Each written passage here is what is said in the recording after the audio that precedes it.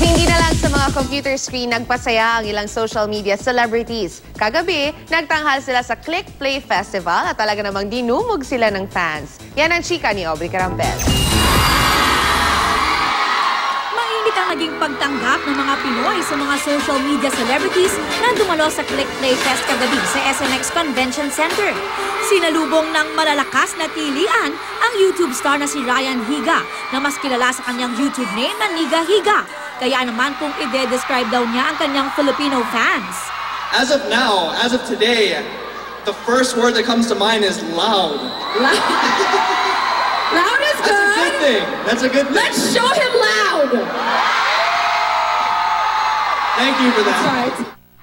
Sumikat si Higa dahil sa pag-upload ng mga nakakatuwang video sa YouTube at sa kanyang pang-i-spoof ng mga celebrities. May mahigit 15 million followers si Higa sa YouTube at mahigit 2.4 billion ang views ng kanyang videos.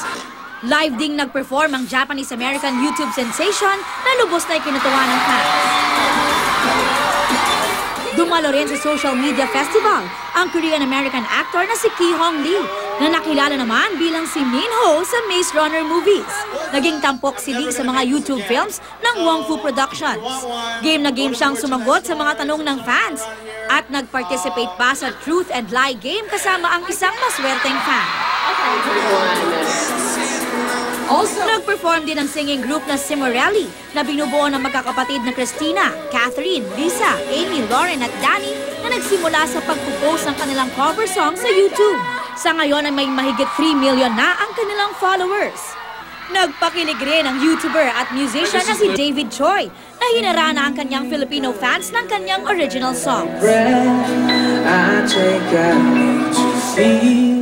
Ang kilalang Vine duo na sina Sam and Kobe, malugod namang tinanggap ang challenge ng pagkain ng mga Pinoy delicacy tulad ng manggat bagoong, kwek-kwek at balut.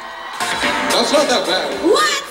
Bago pa man ang Click Play Fest, ay nag-tour din ang social media stars sa Bohol kung saan nag-enjoy raw sila ng husto. Sa kanilang social media accounts ay nagpahatid sila ng pasasalamat sa kanilang Filipino fans. Aubrey Carampel, updated sa Showbiz Happenings.